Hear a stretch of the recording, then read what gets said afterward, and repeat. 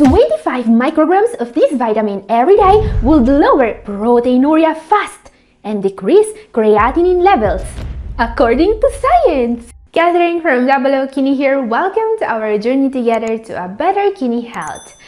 Let's talk about proteinuria. Proteinuria, or protein in the urine, is the most important marker of kidney disease progression. In people with kidney disease, having unusually high levels of protein in the urine is strongly associated with a faster decline in kidney function. This means that doctors use proteinuria levels to reliably predict if a patient will have kidney failure in the near future.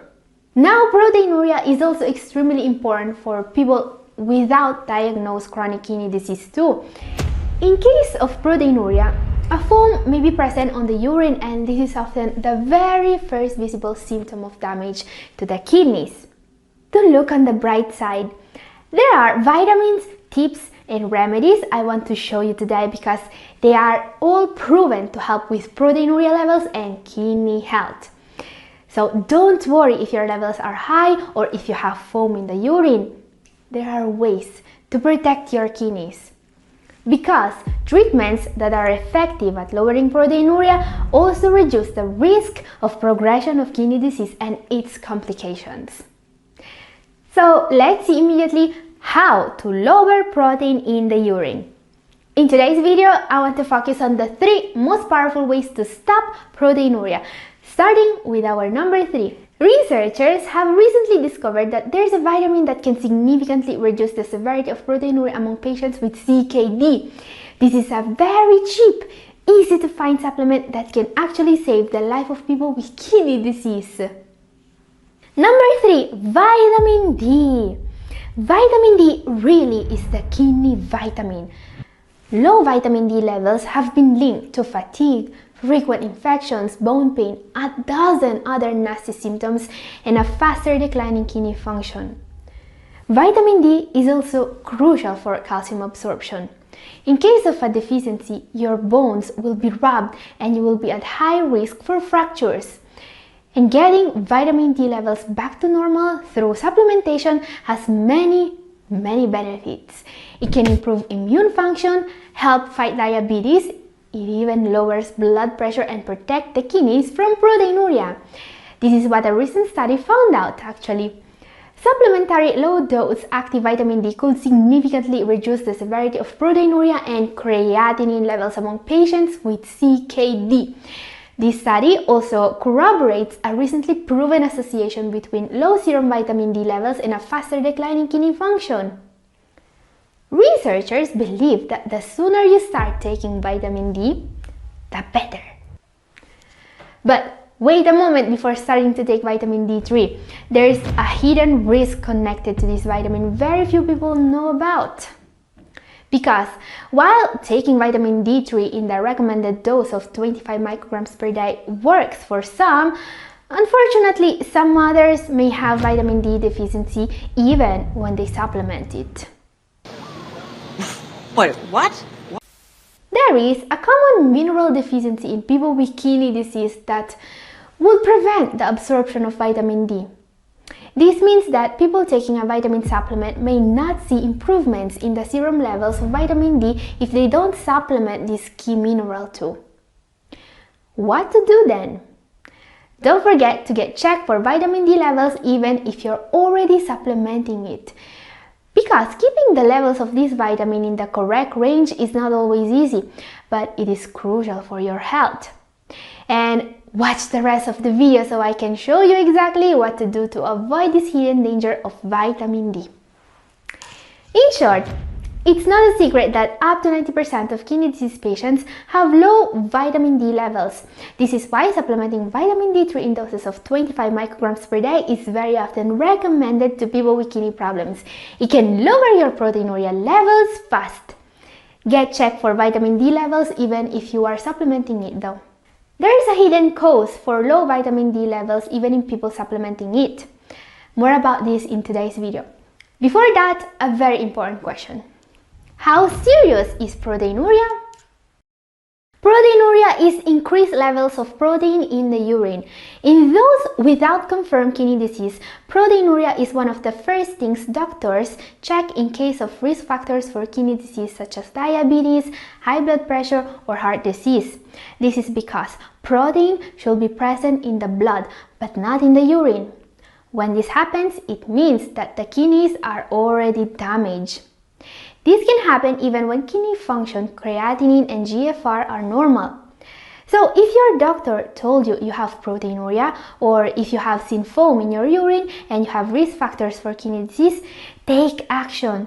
Do all the tests you need to do and to start treatment for kidney disease as soon as you can.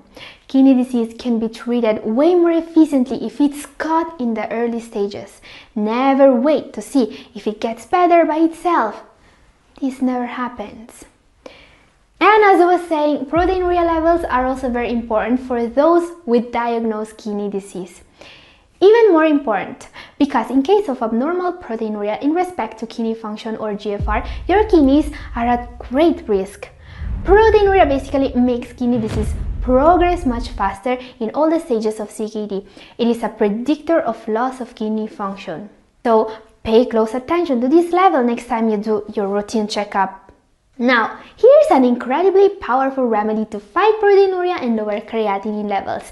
This is a mushroom with impressive, powerful benefits for the membrane of the nephron, the filtering unit of the kidney, the part that is supposed to keep protein outside of urine. Number 2 is reishi mushroom. This fungus really has something miraculous about it. It has a powerful effect in repairing the kidneys. According to recent research, reishi has a protecting effect on the outer membrane of the nephron, the filtering unit of the kidney. Researchers think that reishi makes the kidney membrane less permeable, which in turn helps stop the erosion of the nephron. This in turn lowers both proteinuria and creatinine levels. Yes, when you start protecting the nephrons, the kidney can seriously improve. And this is frankly amazing because, as we have seen, reducing proteinuria also means reducing the chance of dying from kidney disease. And I know that many of you guys are concerned about safety with herbal remedies, and this one is pretty safe. And while consulting a doctor before starting to take any herbal remedy is always the best thing to do, reishi can be used for as long as 1 year without significant side effects, according to studies. Reishi is a remedy that was tested extensively, especially because in Japan, reishi mushroom is an approved adjunctive treatment for cancer, and it also works for many other conditions, including high cholesterol levels and heart disease. Reishi mushrooms are sold as an extract, and you can easily find it on Amazon.com or in herbal shops. Special attention should be paid to the dosage used though. The therapeutic dose of this remedy depends on the form of the supplement. You can find the mushroom itself, the powder, and the extract. What you want is the extract. The extract is the most potent form, the most studied, and the safest. The study on proteinuria in CKD patients used between 750 and 1100 milligrams a day of extract. In short, taking reishi mushroom extract in doses between 750 and 1100 milligrams per day, an easy to find and cheap herbal remedy, has been shown to greatly reduce proteinuria and creatinine levels in kidney disease patients. The incredible part is that there's a remedy even more powerful in slowing down the progression of kidney disease and lowering proteinuria levels. Before I show you what it is, there is one easy tip to greatly lower proteinuria and protect your kidneys you should absolutely know about. If you take a blood pressure lowering medication, get your doctor to prescribe you angiotensin receptor blockers, or ARBs in short. Because while all blood pressure medications, work to lower blood pressure, ARBs, including losartan, telmisartan, and more, are the most powerful type of medications when it comes to protecting the kidneys. These blood pressure medications can fight proteinuria pretty efficiently, much better than beta blockers, for example. So be careful with what medication you are taking. Do your own research and question your doctor. Actually, the property of these medicines of lowering proteinuria is well known, and all doctors should know this in theory. But reality is often disappointing, and patients may end up taking the wrong pill even for decades before they find out by themselves. By the way, ACE inhibitors are effective too, but they often have worse side effects than ARBs. Main side effect here is hyperkalemia or too high potassium levels. Now guys, as I was saying, there is a mineral you absolutely need to supplement if you are supplementing vitamin D. This is a very common deficiency in people with kidney problems, and it's also associated with increased blood pressure. Our number one for today is magnesium. Yes, this is one of the cheapest minerals to supplement, and according to recent research, it may save your life. Magnesium deficiency is a common yet dangerous one. In particular, a recent study found out that vitamin D can't be metabolized without sufficient magnesium levels, meaning vitamin D remains stored and inactive for as many as 75% of kidney disease patients. To make things worse, supplementing vitamin D without enough magnesium has been linked to vascular calcification, a cause of kidney damage and heart disease, and higher phosphate levels. Magnesium is a mineral that's crucial to the body's function. Just like for essential vitamins, you cannot live without enough of it. It helps keep blood pressure normal, bones strong, and the heart rhythm steady. So consult your doctor and start supplementing magnesium too. This mineral is also crucial for good sleep, and your kidneys really need you to sleep well, as sleeping for 6 hours or less per night has been strongly linked to faster progression of kidney disease. I've talked more in depth about magnesium and how to use it to sleep better in this video up here. Last year, my GFR was at 9 or 11, and just yesterday, 13 months, it was at 54. I was in hospital. I was doing dialysis. I changed everything. Mostly my lifestyle, more exercise. I went to a mostly plant-based diet.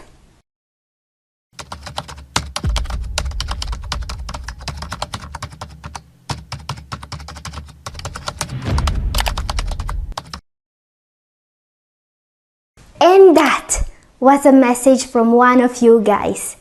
Yes, today's video is all about the O kidney community. It's all about your stories and your questions. First of all, I want to say thanks to Joseph Stone for sharing his story with us. And guys, he shared a lot about how he completely reversed his kidney disease. So, I will read you about that. Yeah. Other subscribers were asking what lifestyle changes help him to reverse his kidney disease, what food he eats, and what supplements he takes. We will see exactly what his answers are in today's video, because that is an amazing success story, and it reminds us that our possibilities to improve are way bigger than we think. It reminds us that it is amazing what you can do when you put your health in first place. So consider sharing this video and giving it a like so other people can also take inspiration from this success story. And today we will see exactly how he achieved this incredible result. But there are also some questions you guys ask me in comment section that I want to answer. We will learn about how to take magnesium for kidney health, what to do if your doctor doesn't want you to take supplements, how to raise potassium levels if yours are too low, and more. Let's start with magnesium. Magnesium is incredibly important if your aim is to improve your kidney health. And I received a lot of questions from you guys about magnesium, so I decided to explain how this works a little bit more in depth. In particular, the same Joseph Stone that posted his success story also asked this: which type of magnesium is best and safest for kidneys? But I've also received this question about magnesium. Research says that magnesium oxide is very poorly absorbed even with vitamin B6. Which other magnesium we can take for CKD that absorbs better?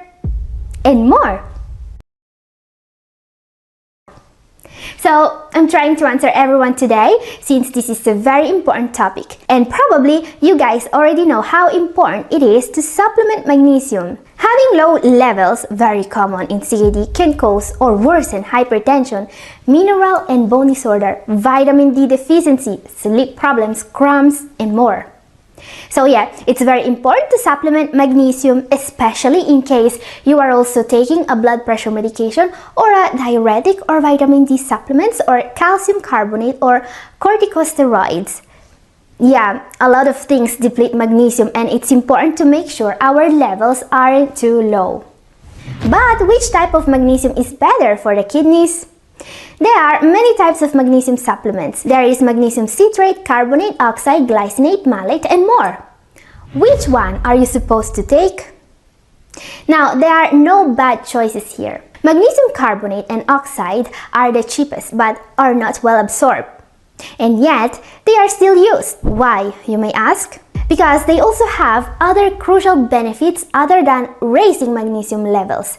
They are both alkalizing, like sodium bicarbonate, and they also decrease phosphate absorption in the intestine. And I know that there are many influencers on YouTube telling people to avoid these cheaper forms of magnesium because they are not well absorbed by the body. But unfortunately, these influencers know nothing about kidney disease. They can't really help you. Now, the versions I would recommend avoiding would be the magnesium sulfate, magnesium carbonate, magnesium oxide.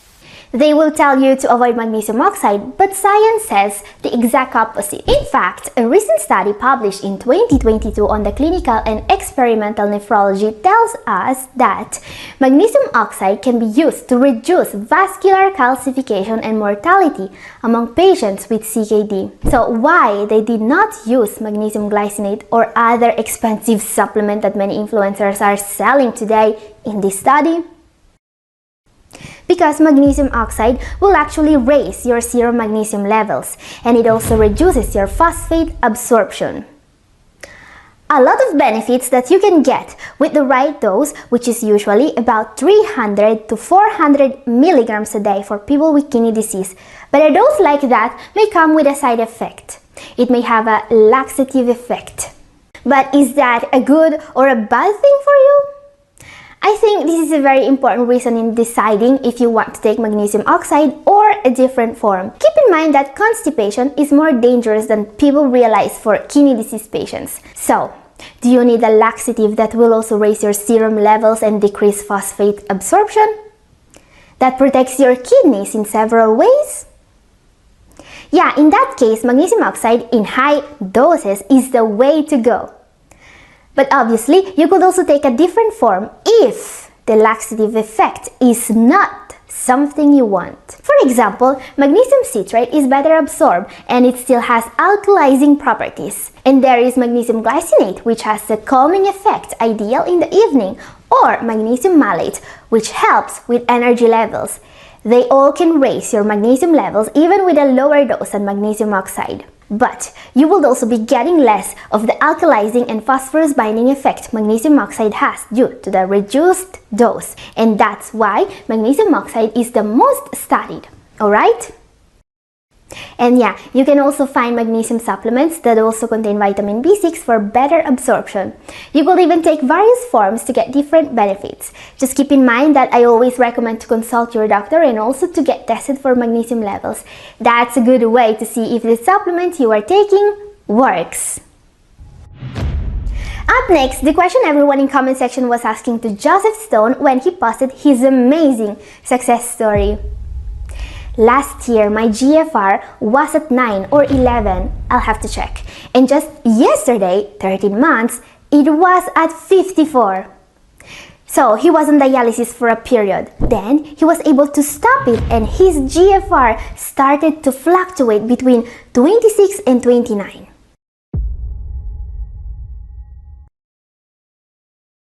And that's when he started to take action. Eventually, his GFR came back to 54. So clearly, what he is doing worked. So what do you eat to reverse kidney disease? Here's exactly what he says about that. I changed everything, mostly my lifestyle, more exercise. I went to a mostly plant-based diet, a VLPD, very low protein diet. Oh, that's very good! I put cayenne pepper on most foods, no sodium foods, lots of veggies, only frozen veggies occasionally. Good choice. Non-dairy milk, yogurt with fresh fruits, no sugary sweets, but I occasionally make my own homemade snacks using dried dates, flax, nuts, oatmeal, things like that. Sounds amazing in my opinion! I will get blood labs done a lot of first, and I eat according to my blood labs. I drink water with lemon juice or baking soda. I cut down to 2 cups of coffee a day. Nettle tea, dandelion teas. These are both great for the kidneys. Fresh celery, cucumber, carrot juice, cranberries, red grapes, red onions, purple cabbage, dark berries, rice noodles instead of regular pasta noodles, sprouts or seed breads, oranges, asparagus, Brussels sprouts, garlic, broccoli, cauliflower, and lots of prayers. The Lord is waiting for us to ask for help. Okay, that was an awesome message. Thank you again for the inspiring success story. And there are some other questions I wanted to answer today. What if your doctor doesn't want you to take supplements? Now, this is very important. I grew up and studied in Italy, as you probably already know, and here doctors are constantly prescribing supplements. Seriously, pharmacies here in Italy sell more supplements than medicines and people live forever. Yeah, we have a huge problem with the aging population. I'm not even kidding. But I know that it's not like this in many other countries.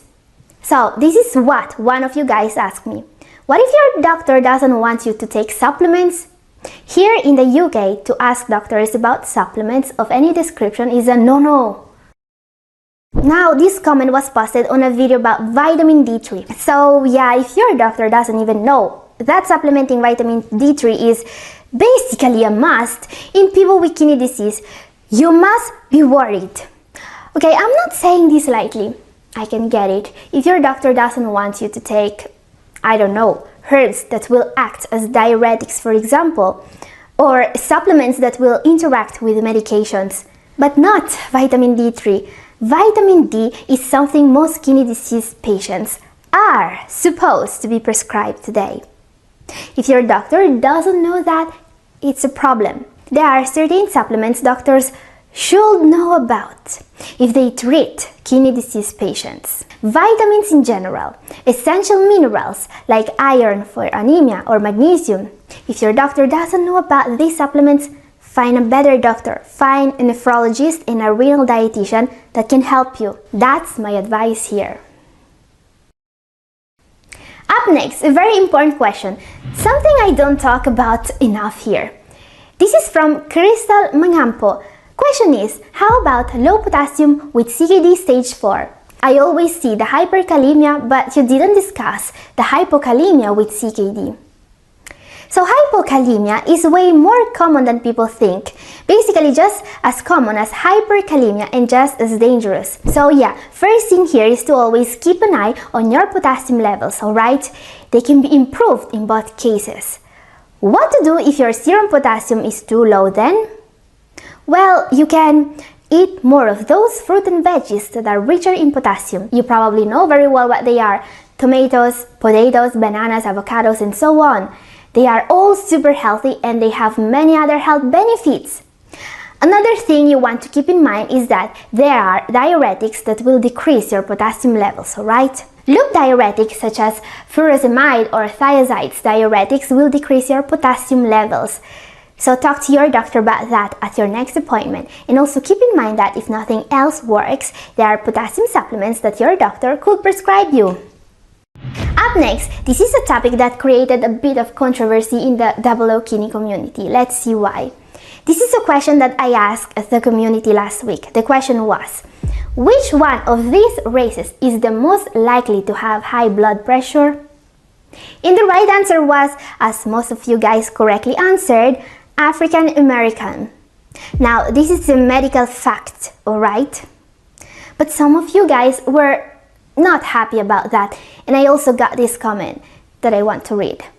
Black Americans have endured under tremendous physical, mental, and social economic stresses for many generations. Race alone is a poor indicator in the assessment of disease process without an understanding and acknowledgement in totality of social and environmental indicators. And this is absolutely true.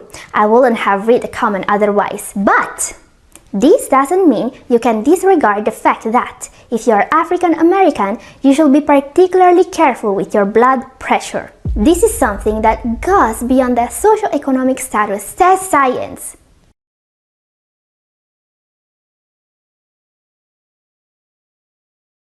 This is in your own interest, alright? We know for a fact today that if you are African American, you have high chances to be both more sensitive to sodium intake and also less sensitive to certain blood pressure medications. And those are two things to keep in mind if you want to improve your own health.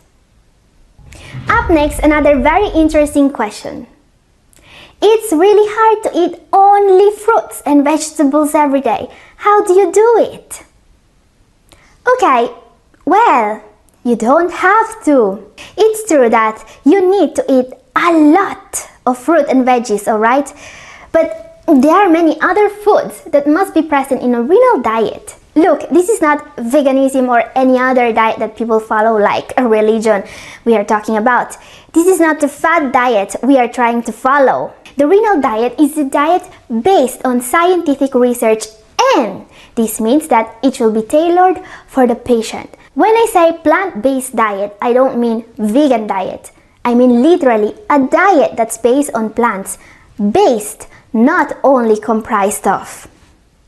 And it's especially important to eat more than just fruit and veggies for those people that need to keep their body weight, alright? Trust me when I say this, you won't be able to avoid losing weight if you only eat fruit and veggies.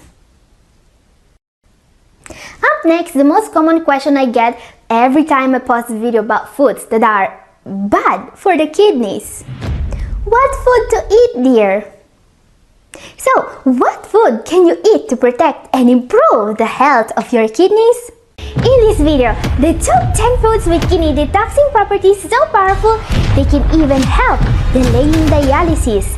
These foods are also very low in protein, phosphorus, and sodium, and you probably aren't eating them already. Been helping kidney disease sufferers improve their GFR and take control of their health for more than a decade now. And the big revelation today is that if you're dealing with chronic kidney disease, there is hope. And it comes in the form of the right diet. Yes, in this recent study, all the test subjects improved their kidney function on average when they started to follow a diet that was right for them. Now, with the goal of crafting the perfect diet for you, what I want to share today is the top 10 of the most underrated foods with huge detoxing benefits. And I don't want you to miss out on our number 1 in particular because it's like the low-hanging fruit of the renal diet. Easy, accessible, and yet underappreciated. So are you ready to discover these amazing foods? Let's get started. But before we do that, I have a joke for you. What do you call a fruit that is good for your kidneys and make you laugh? A pineapple. Did you get that? No? Anyway, let's take a look at the top 10 now. Number 10, red currants. Oh, a food as healthy as misunderstood. These little red gems are like the hidden champions of a renal diet. They're not just about taste. They pack a nutrient punch and, most importantly, boast some seriously potent medicinal properties. Red berry fruits such as red currants have been used for centuries to treat a wide range of problems, and several recent studies today are confirming the properties of red currants. Now, there are 2 ways in which red currant can detox the kidneys. First of all, this berry is a mild diuretic, great to help the kidneys do their job, and also great for the urinary tract. Second, these berries are the best friends of your digestive system. They help things move along smoothly, potentially lending a hand to those dealing with constipation. And let's be clear, constipation isn't just a minor inconvenience. It can be a big deal for people with kidney disease. Why, you ask? Because it can lead to the buildup of all sorts of troublemakers like phosphorus, creatinine, and those not-so-friendly characters, indoxyl sulfate and picrastyl sulfate, which are linked to faster kidney disease progression. So yeah, your gut health matters. But why is red currant only number 10 then?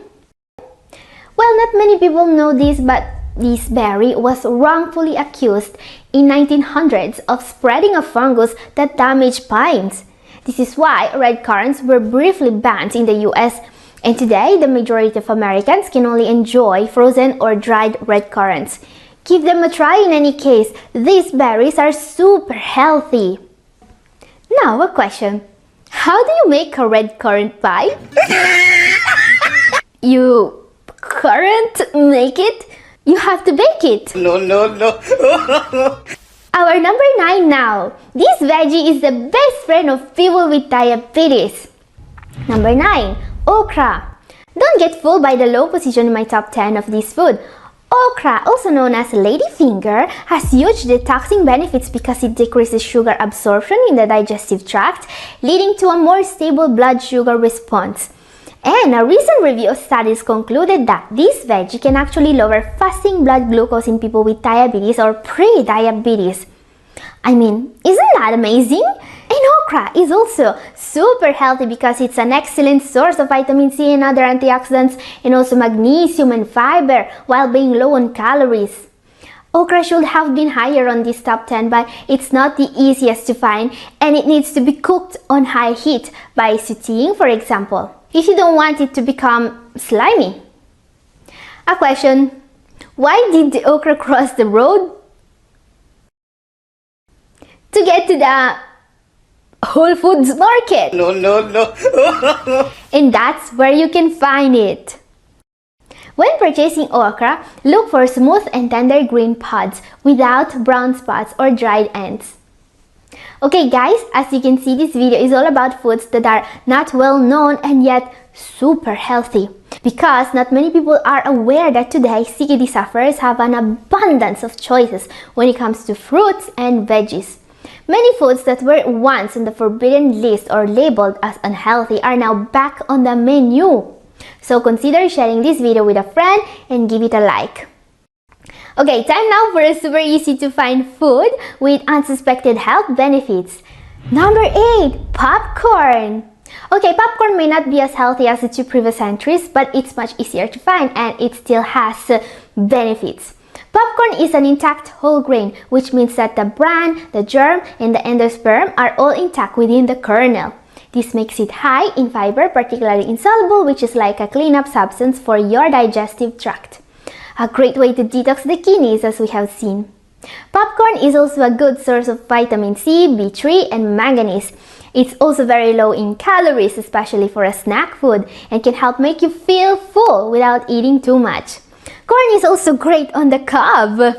Just make sure that when you eat this healthy grain, you always use healthy seasonings such as hot pepper or other spices, and avoid salted, packaged, and microwaved popcorn. Up next, our number 7 is a powerful detoxifier that I never talk about in my video. But why? Let's see. Number 7, artichoke.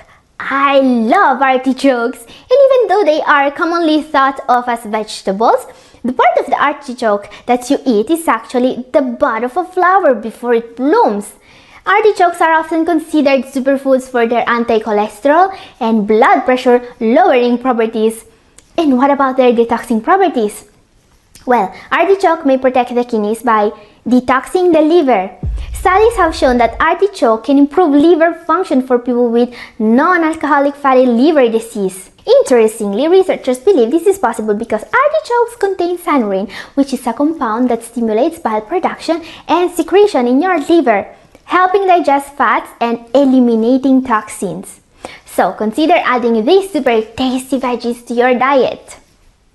Up next, a food that's both super easy to find and also way more powerful than people realize when it comes to detoxing the kidneys. Number 6. Lemon.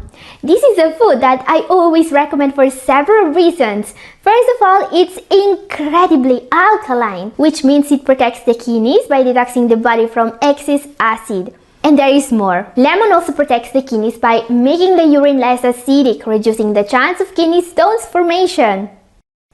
Now, what many people get wrong about lemons is that the pith and the peel parts, most often discarded, are where most of the nutrients of the lemon are. Up next, a superfood that not everyone will like. Number 5. Cilantro. Cilantro is an herb that is commonly used in Mexican and Asian cuisines. It has antibacterial, antifungal, and antioxidant properties. But how does it detox the kidneys? Cilantro has heavy metal chelating properties. It may help removing mercury, lead, and cadmium. Cadmium in particular is very dangerous for people with kidney disease. You can add cilantro to your salad, soup, sauces, or guacamole for a fresh and zesty flavor. And did you know that for some people cilantro tastes like soap? Yes, this is caused by a genetic variation that some people have that makes more sensitive to the aldehydes present in cilantro. This genetic variation will basically tell their tongue that cilantro tastes like soap. Interesting, isn't it? So, do you like cilantro? Or does it taste like soap to you? Let's talk about it in comment section. Up next, a food that's considered one of the healthiest veggies there is for people with kidney disease. Number 4. Bok choy. This is a type of cabbage with so many health benefits. First of all, bok choy is one of the veggies with the highest calcium content. Calcium is so hard to get in a plant-based diet, and yet it's so healthy. And yeah, calcium has detoxing benefits. It doesn't just help with bone health, it also reduces the risk for kidney stones by binding and removing oxalate in the intestine. But what makes bok choy a real detoxifier is its nitrate content, great to improve blood circulation. Your body converts nitrates into nitric oxide, which in turn relaxes blood vessels and increases blood flow to organs and tissues. Question: what do you call a bok choy that is very good at boxing? Bok choy Mayweather. No. Okay, back to the top 10. There is one veggie that's even richer in nitrate than bok choy. Consuming this one regularly is a must for someone with kidney disease or diabetes. Our number 3 is so powerful as a vasodilator. There are studies showing it can lower blood pressure by up to 10/5 millimeters of mercury. I'm talking about number 3, beet. Oh, I love eating beets. And this sweet root is a powerful detoxifier because it's incredibly rich in nitrates, even more than bok choy. And this root is number 3 today is because it has an impressive list of health benefits. It fights the inflammation in the body, it supports gut and brain health, it makes you more energized, and it is proven by science to help lower your blood pressure. Yes, this review of studies concluded that adding nitrates from beets to our diet will be a great strategy against hypertension. So if you want your kidneys to improve, you want to make this one a regular on your table. Now, I also believe that there are people that are avoiding beets for a completely wrong reason. You see, some diabetes sufferers still believe today that the carbs in beets may be bad for them. Is that true? Time for our number 2 now. This food is one of the most powerful detoxifiers on earth, especially for people with kidney disease. Let's see why. Number 2, ginger.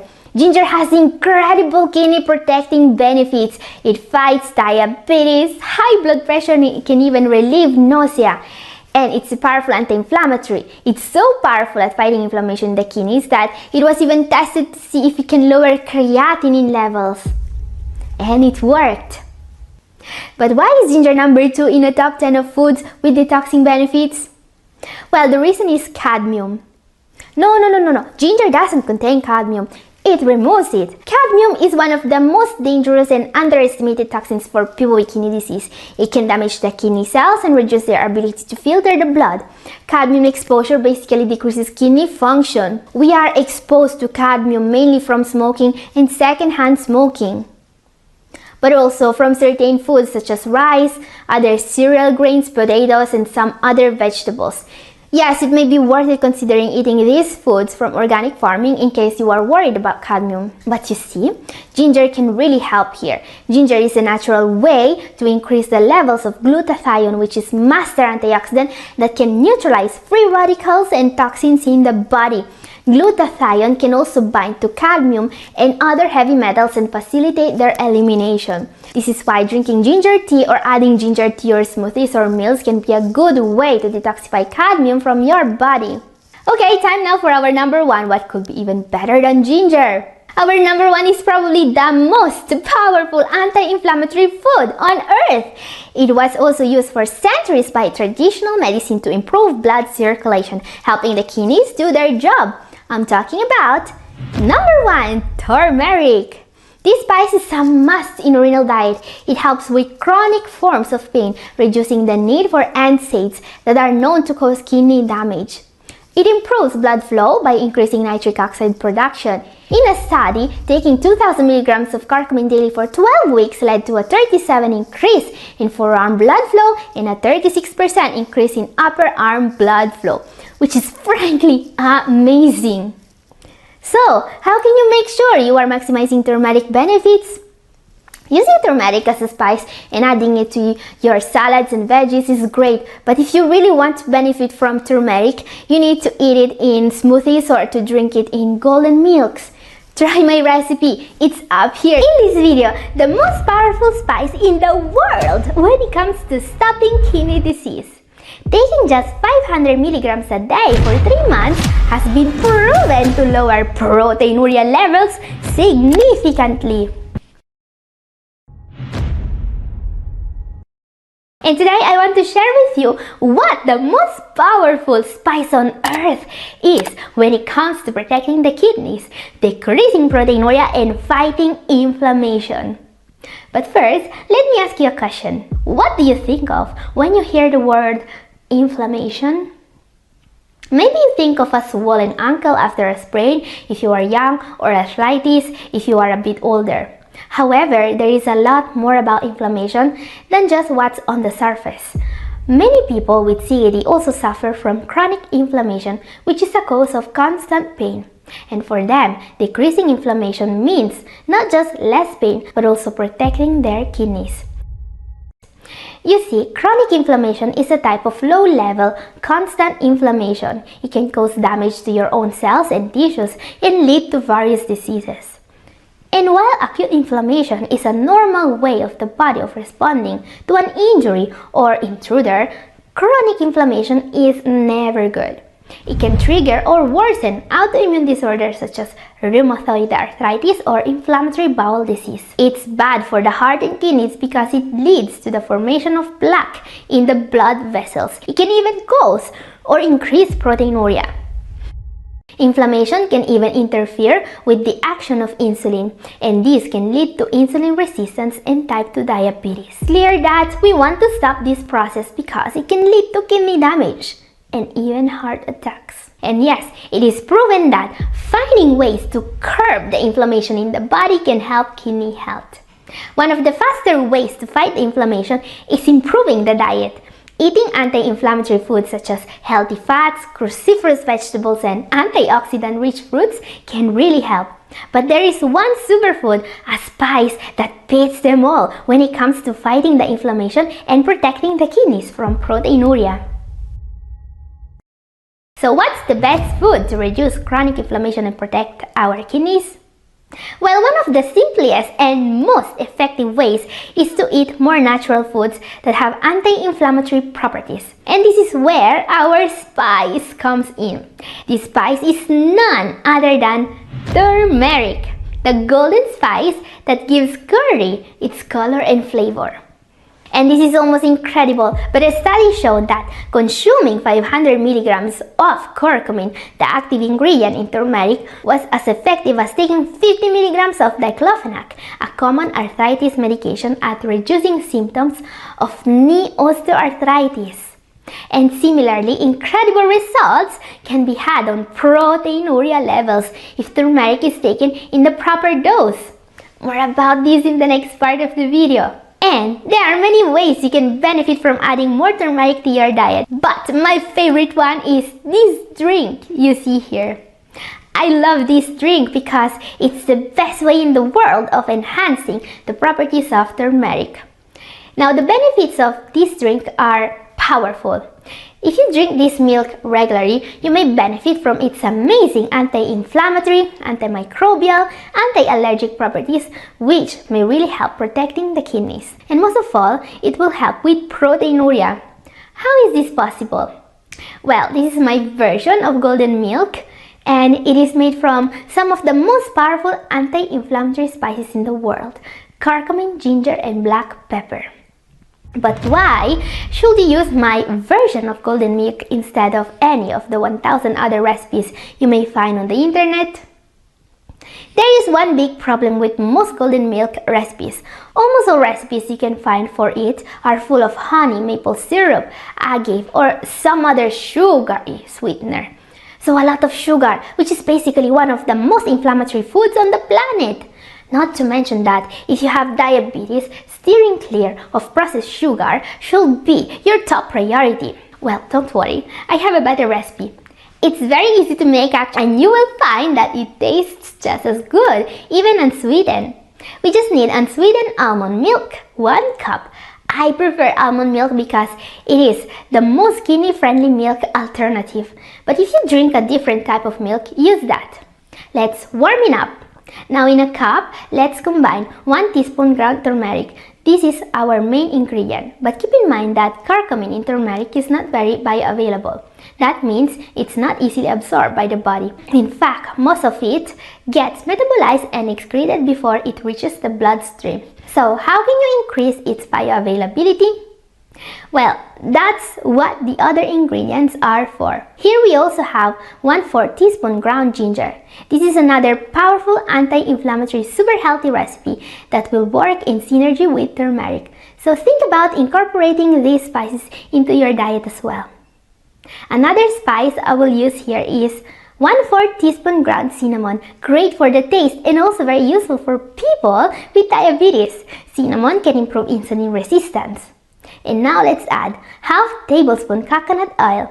This is a great source of healthy fats useful to improve curcumin absorption. Fat can enhance the absorption of curcumin by forming micelles, which are tiny spheres that can transport fat-soluble substances across the intestinal wall. So make sure you always add some fat to your turmeric dishes or supplements. Alright! Now very important, also add 1 pinch ground black pepper.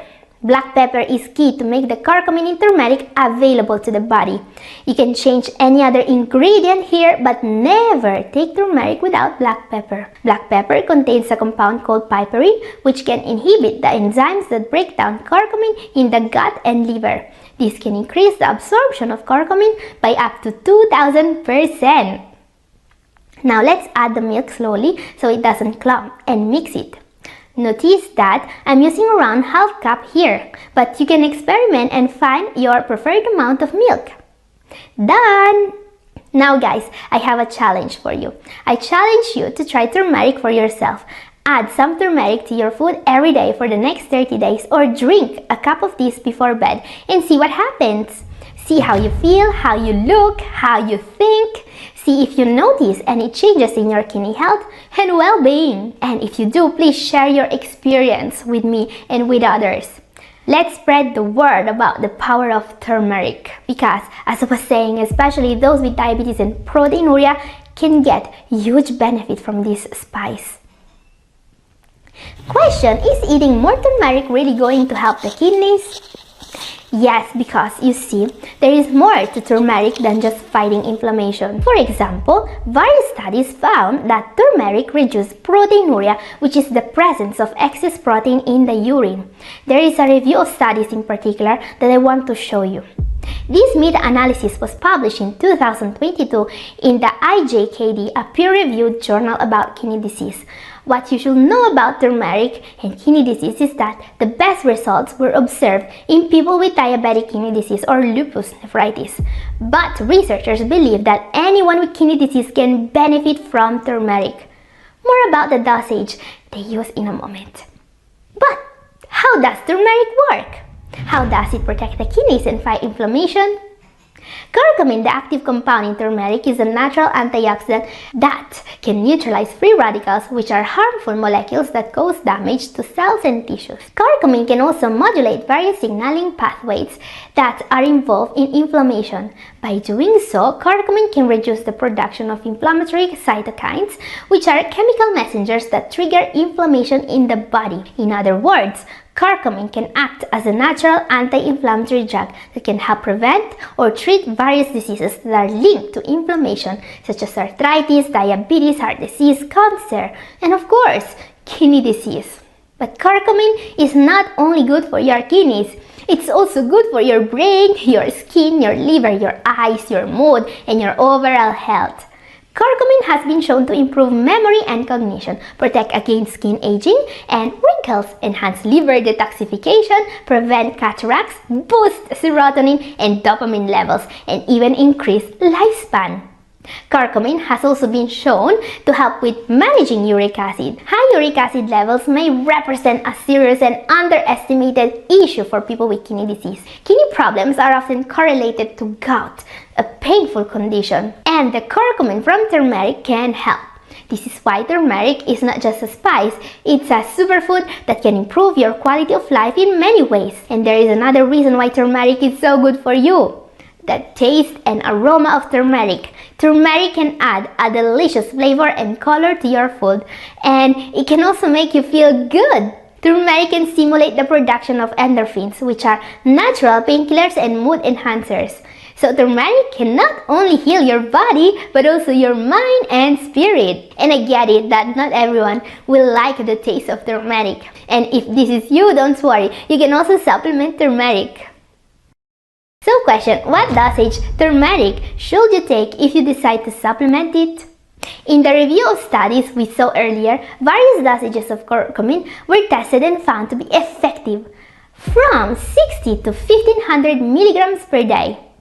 Keep in mind that these refer to just curcumin, which is only a small part of what's in turmeric. Also, duration of treatment varied greatly, from 15 days to 4 months. So what I would recommend is to start small and then maybe increase the dose. In fact, many studies found now that taking 3,500 milligrams of turmeric capsules, one with each meal, produce significant results already. Very important, don't forget to consult your doctor if you plan on trying turmeric supplements. Keep in mind that turmeric may act as a blood thinner. Avoid it if you have a bleeding disorder. Turmeric may also interact with certain medications, including antidepressants, antibiotics, and antihistamines. And also, I don't recommend taking turmeric at the same time as iron supplements if you take them. And guys, if you want to learn more about the foods that fight kidney disease naturally, this video up here is for you. In this video, the only breakfast that can lower creatinine by 16.8% or more. Okay, now imagine this for a moment. You wake up in the morning and you feel energized, refreshed, and ready to face the day. You are not worried about your kidney function, your blood pressure, or your blood sugar levels, because you know that you are doing everything you can do to reverse your CKD and improve your quality of life. So, how do we make this a reality? Well, there is no doubt that everyone needs the right diet if they plan to reverse CKD.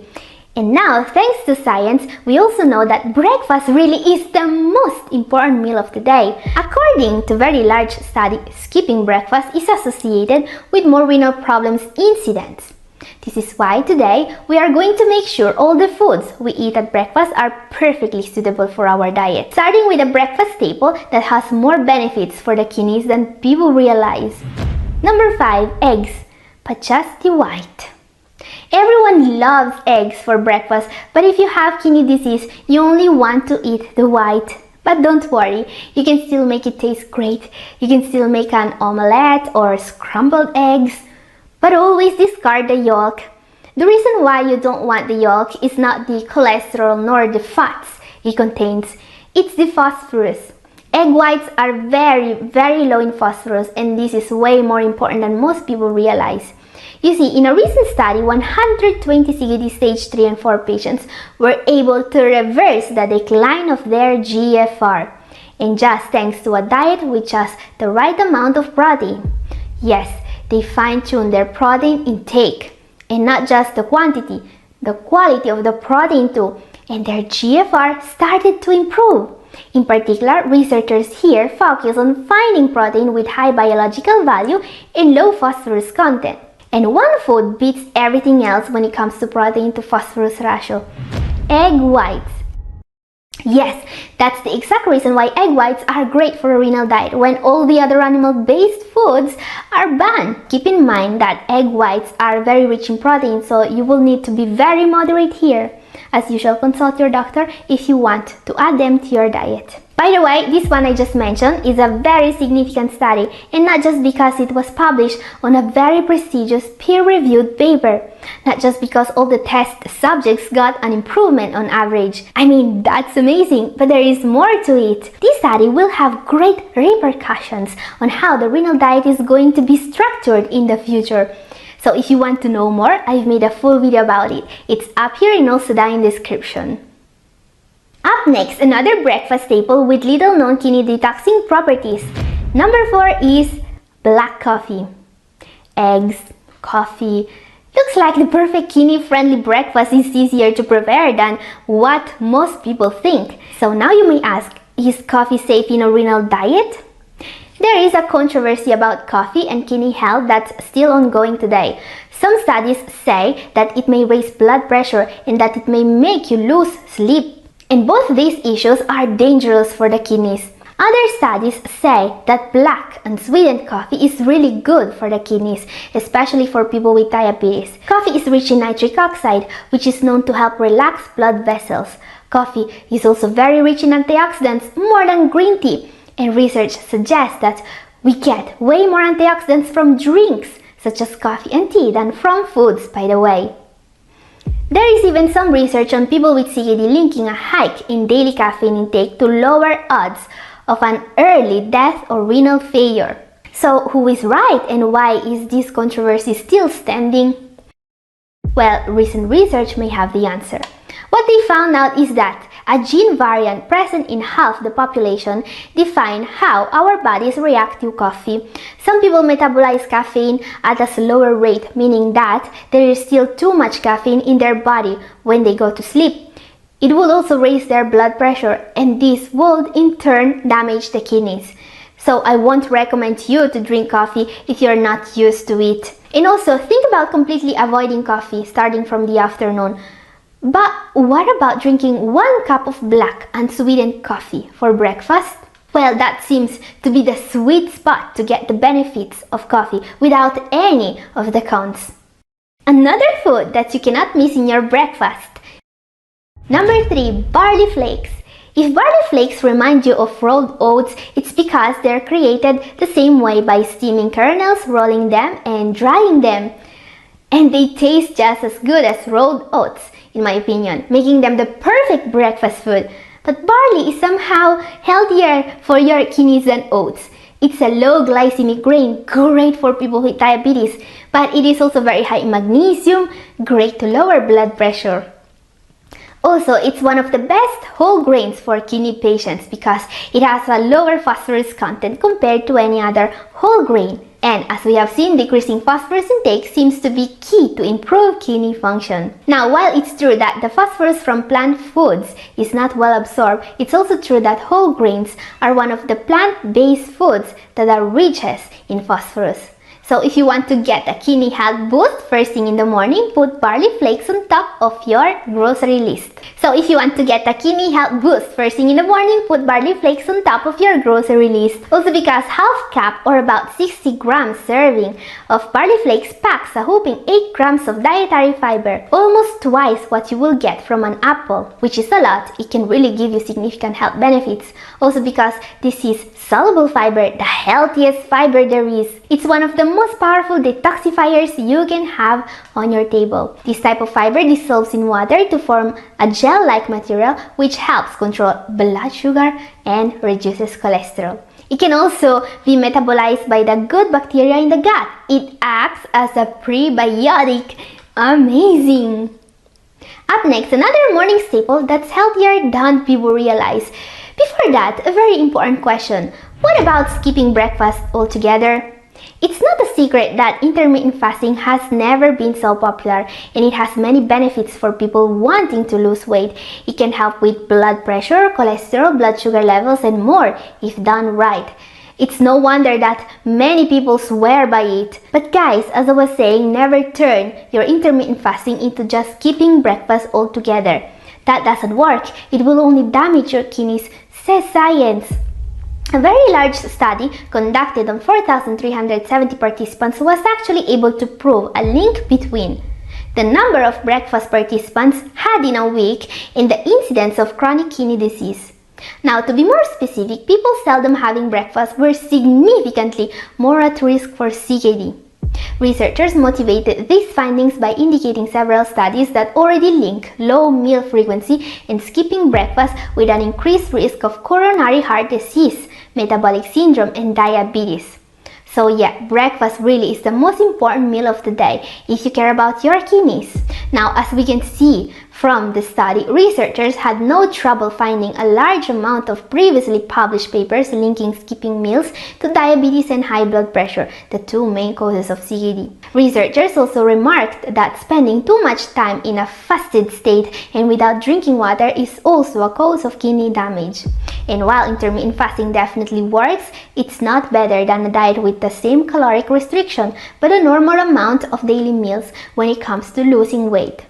This is what a large review of studies focused on preventing diabetes found out. And since we are talking about weight loss diets, I also want to mention that patients with advanced kidney disease usually do better when they are able to keep their body weight. So, you may want to lose weight if you are in stage 3 and you have diabetes, for example, but you will be better following a normal caloric diet if you are in stage 4 or 5. This is why you always need to have a well-planned strategy when it comes to a diet for kidney disease. Up next, a breakfast staple that many people are still convinced they cannot eat. Number 2, avocado. Yes, this superfood is well deserving of a number 2 spot on today's top list. And the reason is their fat content. While most fruits mostly contain carbs, avocados are one of the few fruits richer in healthy fats. This makes them the best friends of your kidneys and of your heart, especially if you have diabetes. Avocados won't spike your blood sugar levels at all, making them great for people with diabetes. The healthy fats in avocados will actually protect you from a blood sugar spike because they will make you digest any carbs you had in the same meal slower. This is why I always suggest eating foods rich in carbs with foods rich in fats during a meal. Avocados in particular are rich in polyunsaturated and monounsaturated fats, great to lower your blood cholesterol levels. And there are solid scientific studies to support this property. In a study on the cholesterol lowering properties of avocados, people on a moderate fat diet who ate an avocado every day had lower bad cholesterol levels than those on a similar diet without an avocado a day. Amazing! And there are also other reasons why the avocado is a real superfood. This is a vitamin powerhouse. The avocado is rich in vitamin C, E, K, and B6, as well as riboflavin, niacin, folate, pantothenic acid, and magnesium. And what about the potassium? Well, avocados are full of potassium, and this may be either good or bad for you depending on your levels. But keep in mind that kidney patients are not supposed to limit potassium by default today. It's time for our number 1 for today. This is a food that can seriously lower your creatinine levels. Number 1 is Brazil nuts. As I was saying, a breakfast must contain some healthy fats, and nuts are great when it comes to fats. But the reason why I always recommend consuming just one Brazil nut every day is another: selenium. Selenium is a mineral that's been used to fight kidney disease in medical literature. You see, a deficiency in this mineral, which is pretty common, is considered a cause of kidney damage. Even better, correcting this deficiency has been observed to boost kidney health. In this placebo-controlled trial, those supplementing selenium as well as CoQ10 for 48 months had a huge improvement in kidney function. We're talking about a 14 points improvement in GFR here. These patients were actually able to lower their creatinine by 15.5 millimole per liters or 16.8%. So yeah, consider adding Brazil nuts to your diet. You could also supplement selenium, but you know, by eating 1 to 2 Brazil nuts per day, you will get the same amount of selenium that people in this study got from supplements. But instead of adding more pills, you will be eating a super tasty snack, which is also rich in healthy fats, copper, zinc, and vitamin E. Amazing! And guys, if you want to see more superfoods, my video up here is for you, and this is all for today. Thank you for watching. God bless you all.